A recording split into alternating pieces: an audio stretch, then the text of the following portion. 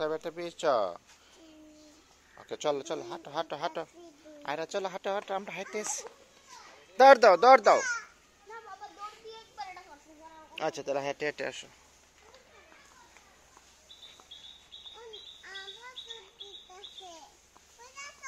আসানকে ডাক দাও।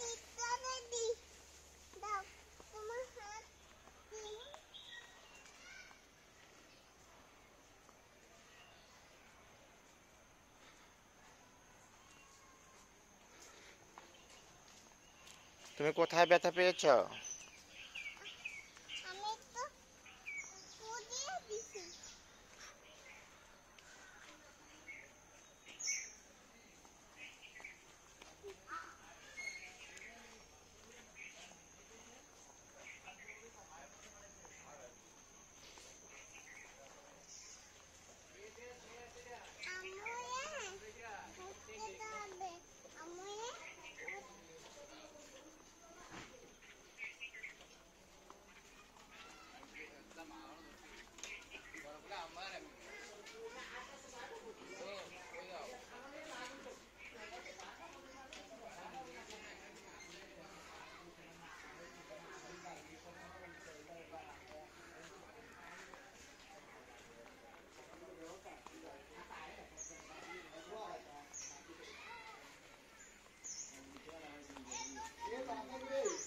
আসান দৌড় দাও।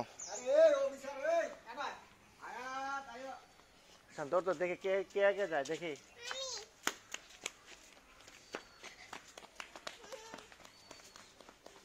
যাও যাও।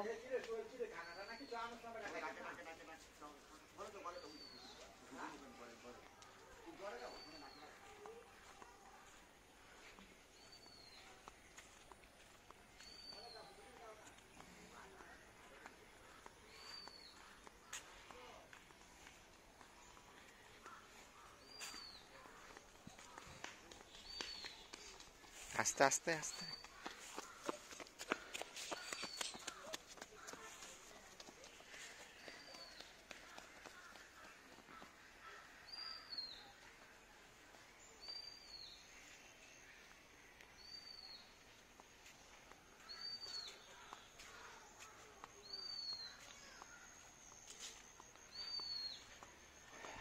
আসসালামু আলাইকুম। এটা হচ্ছে আমার গ্রামের বাড়ি, যেখানে আমি জন্মগ্রহণ করেছি, যেখানে ক্লাস 8 পর্যন্ত পড়ালেখা করেছি।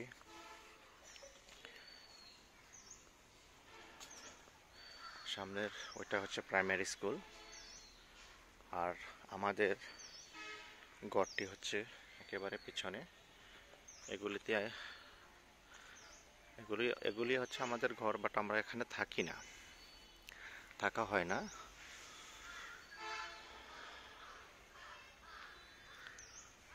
যখন ছোট ছিলাম তখন এই দিকটাই ছিল আমাদের বসতি।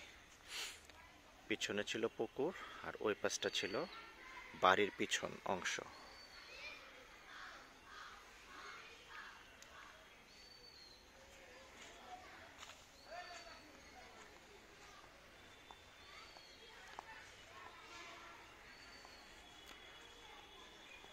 স্কুল থেকে ফেরার পরে, প্রাইমারি স্কুলের সময়ের কথা বলতেছি, এই গাছটায় আরেকটা ডাল ছিল, আমি সবসময় এই ডালে বসে থাকতাম।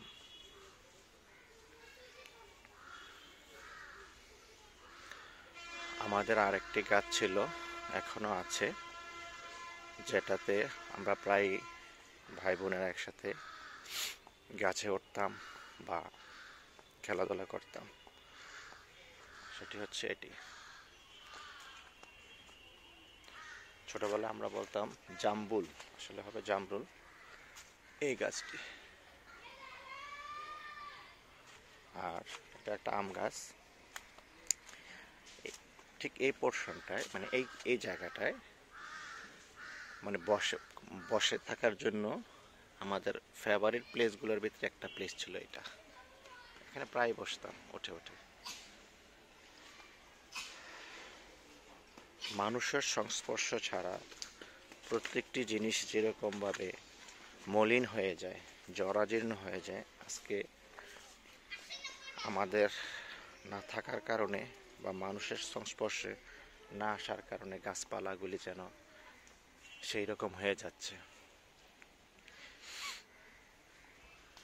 এটা হচ্ছে আমার বড় মেয়ে। আম্মু, ও কি ব্যথা পেয়েছে? তুমি কি ব্যথা পেয়েছ?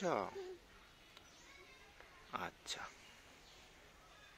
মাম কোথায়? আসান,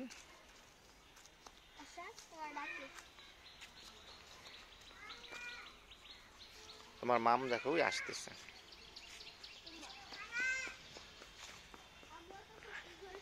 হুম,